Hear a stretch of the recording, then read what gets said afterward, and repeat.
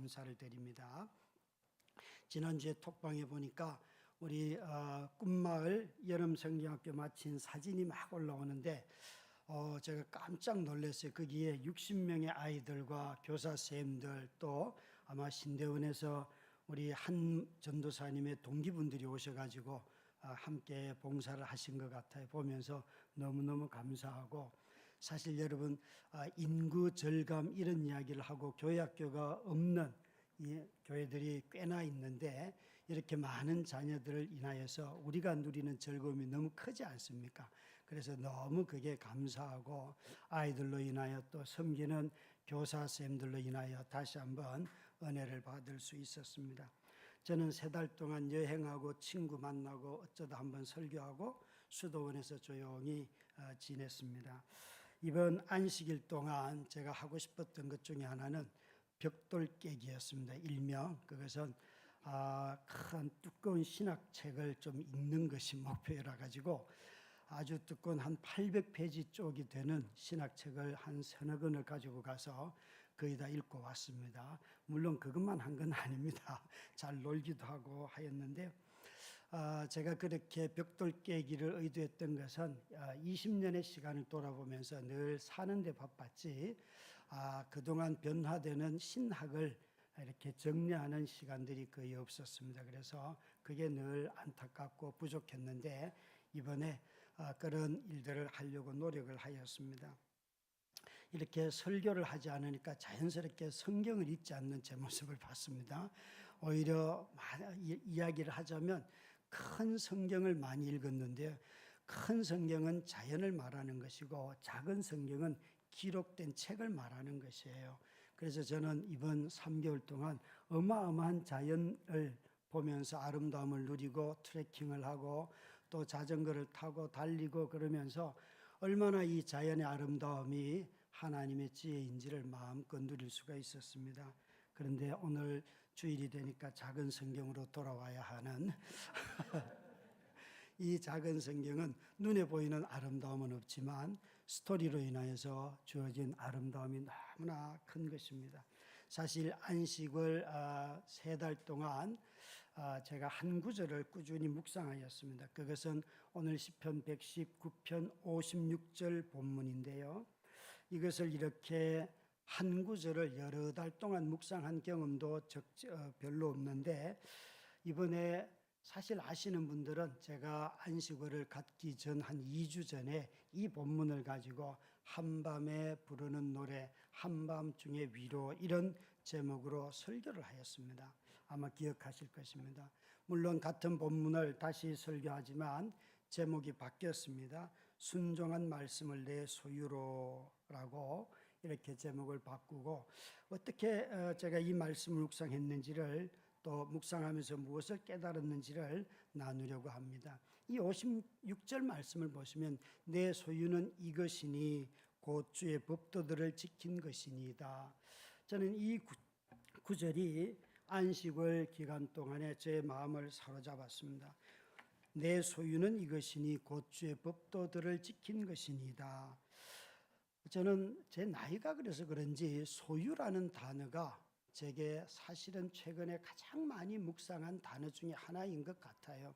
그것은 제가 점점 시간이 지나가고 하면서 이 중년이 끝자락에 와 있고 내년이면 이제 외람되지만 60에 들어가는 나이가 되는데요. 그러니까 마음속에서 자꾸 이런 생각, 나는 몸이 건강한가? 그리고 우리 자녀들은 좀 대학을 이제 막내가 들어가고 두 녀석이 이제 첫째가 졸업을 하고 이러는데 이 녀석은 안정된 직장을 가지고 있는가? 이런 생각도 들기도 하고요. 또 제게 하나님이 선물로 주신 집의 은행 대출을 다 갚으려는 목적으로 열심히 빚을 갚고 해가면서 점점 마음 생각 속에 내가 이게 교회를 은퇴할 쯤에는 이 빚은 다 갚아야 될 터인데 도저히 갚을 능력은 없다, 이런 생각들이 들면서 이 노년의 어떤 시작점에 서 있는 제가 소유라는 것을 많이 생각하면서 건강이나 재정이나 자녀들의 미래나 모든 것이 불안정하고 그로 인하여서 계속 무언가를 생각하고 있다는 것을 발견하게 되었습니다. 그래서 어쩌면 이 시편 119편 56절에 나오는 내 소유는 이라고 하는 이 단어가 제 마음속에 더 확 들어왔는지도 모르겠습니다. 근데 이 본문을 보면요, 이 소유라는 동사의 뜻은 살다라는 뜻이에요. 이 소유라는 동사의 원래 뜻은 살다라는 뜻을 가지고 있어요. 히브리 말로 하야라고 하는 이 동사는 그 뜻이 어디에 나타나 있는가 하면 50절 말씀에 잘 나타나 있습니다. 50절에 이렇게 말합니다. 함께 읽습니다. 이 말씀은 나의 고난 중에 위로라. 주의 말씀이 나를 살리셨기 때문이다. 여기 나를 살리셨다 하는 살리다 하는 말이 56절에 나오는 소유라는 말과 똑같습니다. 그러니까 두 단어를 연결시켜 보면 내 소유는 나를 살게 하고 나를 살려주는 것들이에요.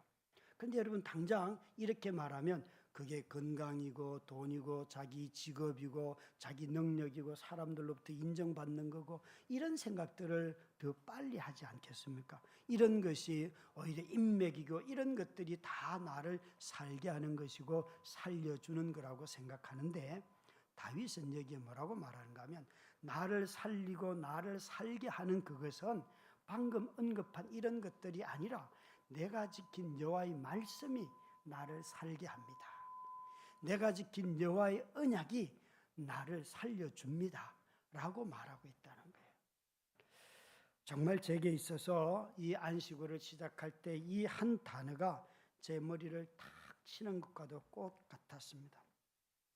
살리는 말씀만이 나의 소유가 된다는 것. 사실 여러분, 저와 여러분이 우리 자신을 살게 하는 것들이 무엇입니까? 어쩌면 우리는 이 살게 하는 것을 다른 것에서 많이 찾을 수 있을 것입니다. 다윗처럼 왕이 되고 전쟁에 능하고 힘이 있고 그러면 자기가 싸워서 노획물을 많이 얻고 그런 수확이 많고 자기 영역이 넓어지면 아, 나 참 잘 살았다 이렇게 말할지도 모르겠습니다. 그런데 다윗은 그렇게 말하고 있지 않습니다. 오히려 공동 번역은 이 56절을 이렇게도 번역을 하면서 의역을 하였는데 당신의 계명을 지키는 것 이것이 나에게는 전부입니다. 나에게 전부 내 소유 전부는 뭔가 하면 그것이 군사력도 아니고 자신의 지혜와 능력도 아니고 자신이 얻은 땅과 가문도 아니고 내가 지킨 하나님의 말씀 그것이 나의 전부입니다. 다윗은 이렇게 말하고 있어요. 저는 이 안식일 기간 동안의 마지막 달은 여러 날을 수도원에서 보냈습니다. 그것도 캐톨릭 수도원에서 보냈는데요. 캐톨릭 수도원에 가서 처음 깨달은 것은 일단 말을 안 한다는 거예요. 그러니까 침묵 수행하는 수도원에 가게 되었습니다. 그리고 제가 식사에 참여하겠다 그러니까 그 외부인 중에서는 저 밖에는 그 신부님들과 식사를 하는 자리가 저 밖에는 없었는데 가니까요. 밥 먹을 때도 말도 한마디 안 해요. 그래서 이거 정말 힘들더라고요. 그런데 더 힘든 건 밥 먹을 때 말 안 하는 것보다 밥을 조금 준다는 거예요. 그 주는 것도 순서가 있어요. 조금씩 신부님이 오셔서 하나씩 나눠주시는데 먹는 순서가 들어가면 다 올 때까지 서서 기다렸다가 다 오면 앉아서 이제 돌아가면서 메뉴를 하나씩 주는데 일주일을 거기 머물러도 고기라고는 씨가 말라가지고 고기를 주지를 않으세요. 그래도 참 맛은 있더라고요. 근데 이제 더 어색한 건 이런 형식도 어색하지만 가장 어색했던 것은 밥을 먹을 때 꼭 성경을 낭독하는 신부님이 따로 계세요. 그래서 밥 먹는 내내 옆에서 계속 성경을 읽고 있어요. 여러분 그거 정말 어색합니다. 그런데 어느 날인가 머릿속에 갑자기 신명기 8장 3절이 이거였구나 하는 걸 깨달았어요. 너희가 떡으로만 살 것이 아니고 하나님의 말씀으로 산다 하는 말씀. 이들은 이걸 지금 그대로 똑같이 이렇게 하고 있구나.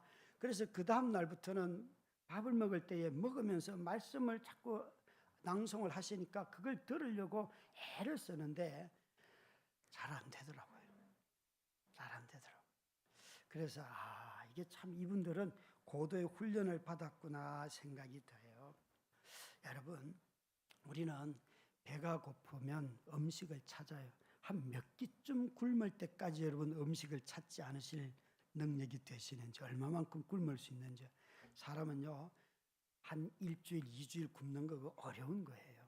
배가 고프면 다 먹을 걸 찾아요. 그런데 내가 말씀을 먹지 않았을 때에 하나님이 뜻과 말씀으로 산다고 하셨는데 말씀을 읽지 않을 때 그 말씀을 찾으시는지.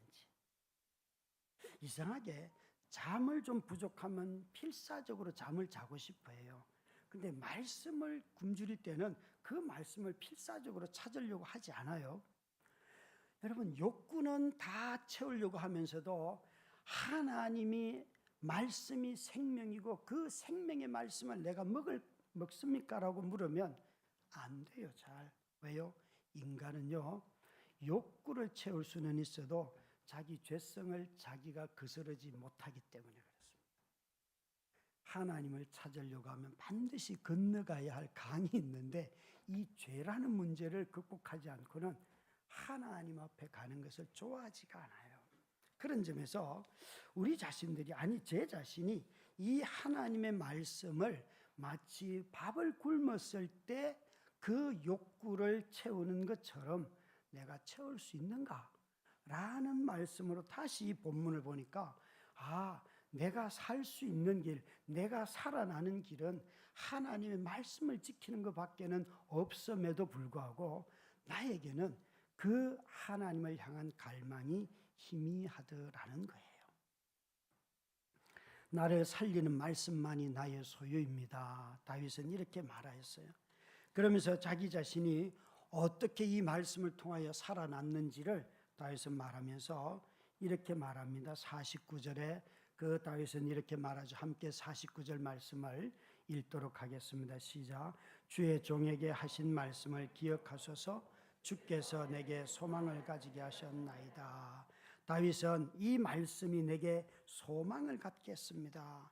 이 말씀이 내게 들어오면 현실을 이기는 힘이 생기고 좌절했다가도 일어설 수 있는 능력이 주어지고 마음속에 방황이 사라지고 줄어들고 나중에는 자신의 인생의 길이 어디로 가야 되는지 목표 지점이 보인다는 것이에요. 또 여러분, 이런 소망이라는 단어만 나오면 자기가 좋아하는 거 그냥 막 집어넣으시기가 되게 쉬워요. 그런데 성경은 소망이라는 단어가 나올 때에 우선적으로 생각해야 될 것이 하나 있습니다. 빌립보서 1장 6절 말씀이 있는 말씀인데요. 함께 읽을까요? 시작. 너희 속에 착한 일을 시작하신 이가 그리스도 예수의 날까지 이루실 줄을 우리가 확신하노라. 너희 속에 착한 일을 시작하신 이 하나님이 그리스도 예수의 날까지, 예수님 재림하실 때까지 이루실 줄을 우리는 확신하노라. 도대체 무엇을 이룰까요? 여러분, 이스라엘을 하나님이 백성 삼아서 어떤 소망을 주셨을까요? 그것은 그들이 광야에서 먹고 마시는 그것이 끝이 아니잖아요. 그죠? 가나안 땅에 들어가서 하나님의 백성으로 멋지게 나라를 이루는 것이 그게 하나님의 소망이에요. 신약의 언어로 말한다면 우리를 구원하여서 하나님의 임재가 있는 교회로 만드는 것, 주의 백성들로 살도록 하는 것, 이 세상 가운데서 하나님의 영광을 위하여 살도록 하는 것, 그것을 구원의 완성이라고 하는 것이에요. 구원의 완성은 죄 사함에서 끝나는 것이 아니라 하나님의 뜻과 그 영광이 드러나는 삶이 바로 구원의 완성이고 그 일들을 주님께서 이루신다고 말씀하시고 계셔요. 그래서 다윗은 이렇게 말하는 거예요. 내가 이전에 들었던 그 말씀이 내게 소망이 된 이유는 하나님이 나를 왕으로 세우고 이스라엘을 맡기고 했는데 이것을 통하여서 당신의 나라를 이루기를 원합니다. 비록 내가 실수하고 죄를 범하고 지금 방황하고 있어도 하나님, 나는 주님이 하신 그 약속의 말씀이 내게 소망이 되었습니다 라고 말하고 있어요.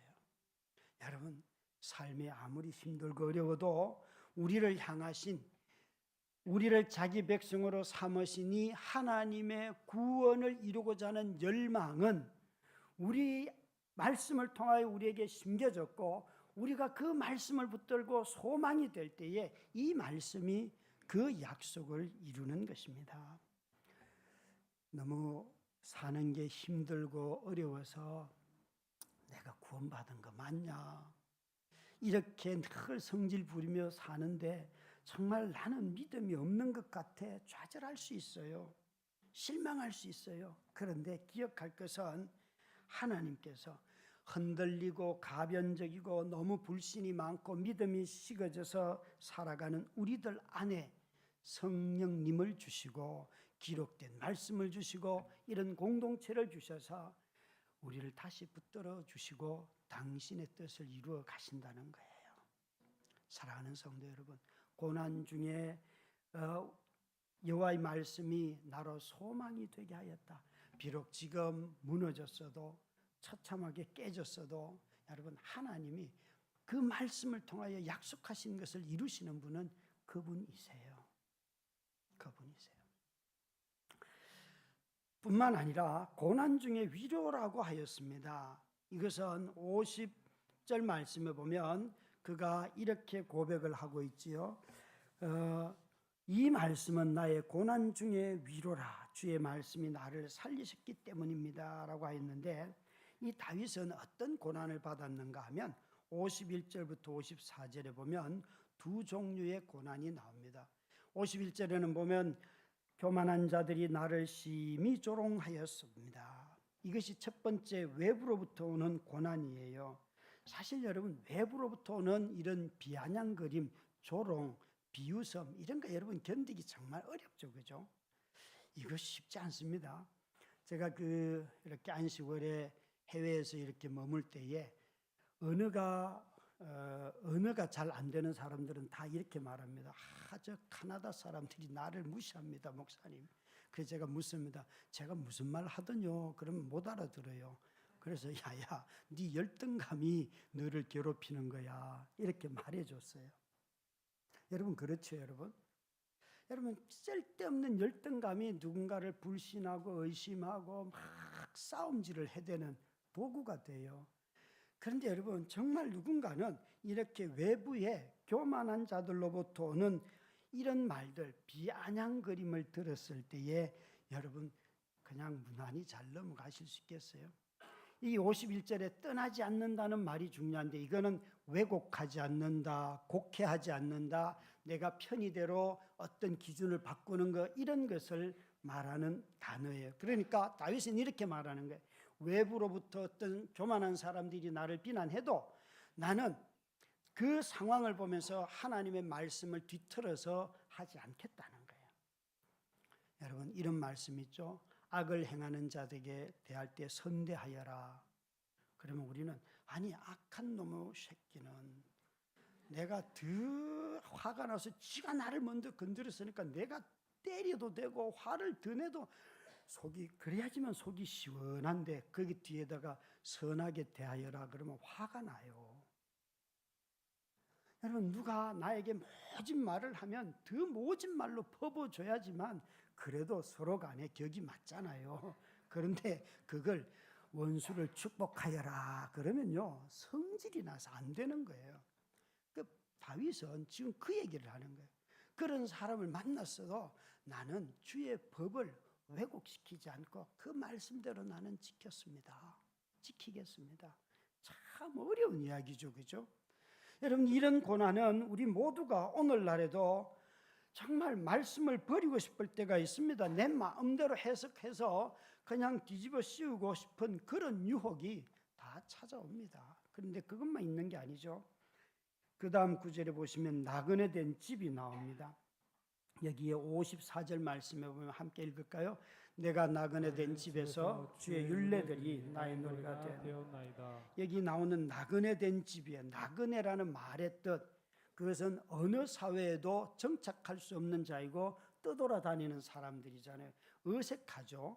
누가 나를 알아줄까 늘 불안정하죠. 아마 이곳에 와 계신 분들 중에 아직도 나그네로 계신 분들이 계실 수 있어요. 이곳에 들어올 때마다 내가 이 교회 누구도 나를 모르는데 내가 여기 와 앉아 있는 것이 막 가시방석 같은, 누가 인사하면 저 사람들이 나를 지금 꼬시려고 해, 등록시키려고부터 시작해서 굉장히 자기 혼자의 생각이 되게 많다고요. 이 나그네라는 것은 그런 거예요. 방문자예요. 방문자. 그런데 이 나그네 된 자의 집에서라고 말하였는데, 이 시편에는 이 119편의 다윗은 자기 자신을 나그네로 여러 번 표현하는데 그 중에 한 구절이 19절이에요. 이렇게 말하고 있어요. 나는 땅에서 나그네가 되었사오니 나그네로 살면서도 주의 계명들을 내게서 숨기지 마옵소서. 여러분, 나그네로 살아가는 사람은 한 사회에서 인정받는 사람이 아니에요. 숨겨진 사람이에요. 가려져 있어요. 그런데도 불구하고 자기는 어디에 있든지 간에 항상 하나님의 말씀 앞에서 자기 인생이 노출되기를 원한다고 말하고 있는 것이죠. 여러분, 이 말들이 정말 저와 여러분에게 좀 곰곰이 생각하게 하는 구절이 있어요. 이 낯설고 이질적인 그런 삶을 살아가는 나그네 같은 우리들에게도 다윗은 뭐라고 말하는가 하면, 그런 순간에도 내 삶이 어딘가에 정착하지 못하여 붕 떠 있고 늘 의심하고 경계심을 가져야 하고 두려워하고 그럴 때조차도 하나님의 말씀이 나를 붙들고 내가 그 말씀을 붙잡겠다는 거예요. 다시 말하면 여러분, 어색하고 불안정한 삶을, 내 삶이 좀 익숙해지기를 원합니다 라고 다윗은 기도하는 것이 아니라, 내 삶이 비록 불안정하고 어색하고 이질감을 느끼고 이상하게 여겨져도 나는 하나님이 먼저 나의 가장 친밀하게 교제하는 그분이 되기를 원합니다. 내 삶의 그 불안정한 요소들을 먼저 안정시키려고 애를 쓰는 것이 먼저가 아니고, 사람을 사귀어서 좀 알면 인정받고 그래서 관계가 세워 이런 것이 아니고, 하나님 그분의 말씀이 나의 이런 모든 불안정함 속에서도 내 마음에 가장 깊숙이 뿌리 내기를 원합니다. 이게 다윗의 고백이라는 거예요. 참 여러분, 나그네들이 한 사회에 정착하는 것은 환대밖에는 없습니다. 그런데 다윗은 그 어떤 환대, 사람들로부터는 환대보다도 먼저 자기 자신이 그 하나님과 먼저 깊은 친밀감을 누리도록 기도하고 있었던 것입니다. 그래서 그는 이렇게 말하죠.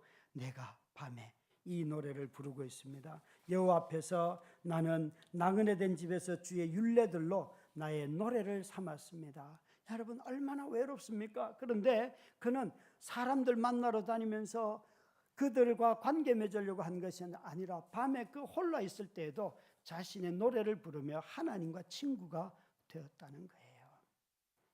하나님의 말씀은 우리의 인생의 고난 가운데 위로의 말씀이 되셔서 우리로 생기 돌게도 하고, 또한 비난 듣고 조롱받을 때도 우리 자신을 지키게도 하고, 뿐만 아니라 내가 어색하고 적응할 수 없는 곳조차도 그곳에서 나는 노래 부르며 하나님의 인도를 받으며 살아간다는 것이에요. 그래서 이 다윗은 말씀을 소유한 자, 그 사람이 바로 기도하는 자이고 노래하는 자라고 말하고 있습니다. 여러분, 언약을 소유한 자들에게는 찬양은 끊이지지 않는 기도입니다. 언약을 맺게 되면 노래할 수밖에 없습니다. 55절에 보면 다윗은 이렇게 말합니다. 여호와여, 내가 밤에 주의 이름을 기억하고 주의 법을 지켰나이다. 그는 밤에 여호와의 이름, 이 여호와의 이름은 하나님의 성품입니다. 하나님의 자비를 말합니다. 다윗은 그 밤에 혼자 된 외로운 가운데 있을 때, 또 사람들이 자기를 조롱하고 자기 자신을 비웃을 때에 하나님의 성품을 기억하고 하나님의 법을 기억했다는 것이에요. 그래서 그는 밤에 노래합니다. 이 노래는 기쁨의 노래는 아닙니다. 슬픔의 노래입니다. 고난 중에 있을 때, 혼자 있을 때, 외로울 때 부르는 노래가 애가이지요. 집이 없을 때에 부르는 노래가 애가이지요. 정착해야 되고 이동하면서 살아야 되는데, 그럴 때 여러분 노래하실 수 있겠습니까?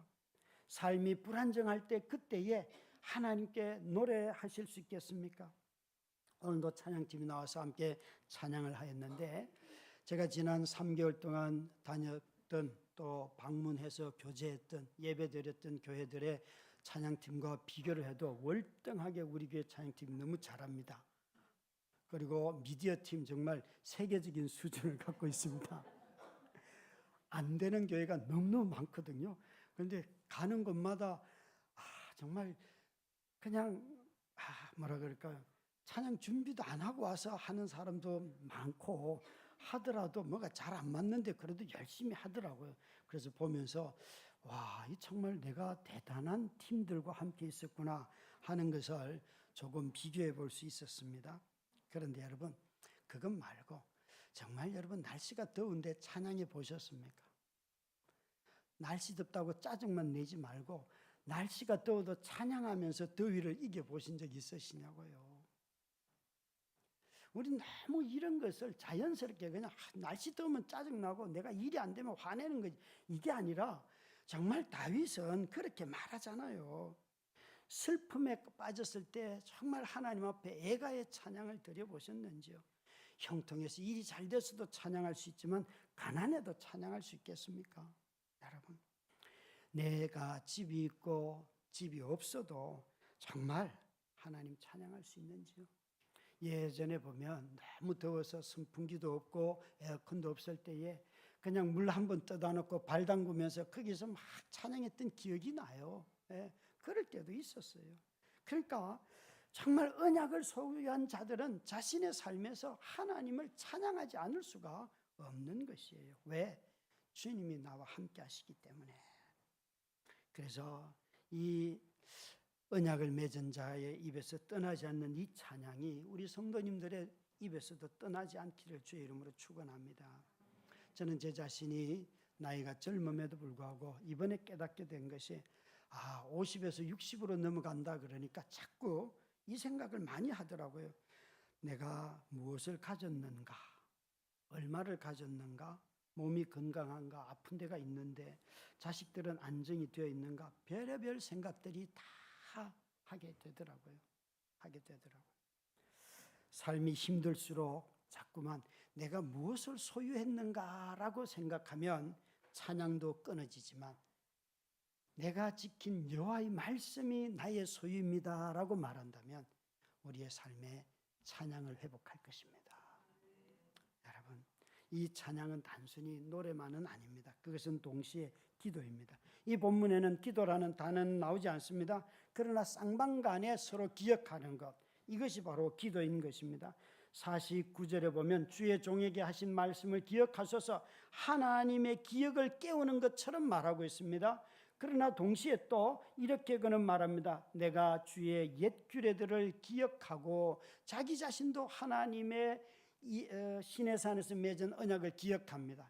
그래서 그는 이 하나님이 나를 기억하고 내가 하나님을 기억하는 것, 주님이 내 안에 내가 주님 안에 있는 것, 이것을 바로 기도라고 말하는 것이죠. 여러분, 다윗은 여호와가 자기를 기억해 주기를 기대하고 있고요. 또 여호와는 다윗은 여호와가 자기를 기억해 줄 뿐만 아니라 다윗 자신도 여호와를 기억하려고 하고 있습니다. 그래서 기도는 항상 쌍방간의 교제인 것입니다. 서로가 서로를 기억하는 것이 바로 성도의 교제이고 기도인 것입니다. 그래서 다윗은 이 이야기를 하면서 주님이 나의 전부입니다. 내가 지키는 이 말씀이 내 인생의 전부입니다. 라고 말할 수 있는 것이죠. 이번 안식월 중에 한 교회를 방문하였습니다.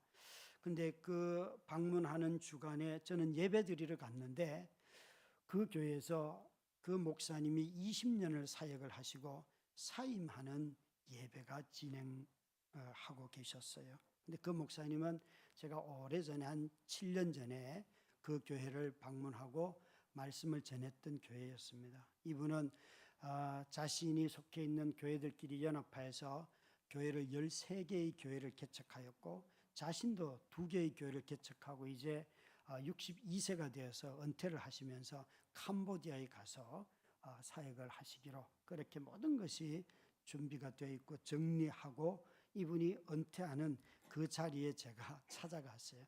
가게 되었어요. 이분도 깜짝 놀라셨죠. 제가 올 줄도 몰랐고 저도 그 일이 있는 줄도 모르고 갔으니까요. 그리고 예배가 다 끝나고 따로 식사를 하면서 제가 이렇게 물었습니다.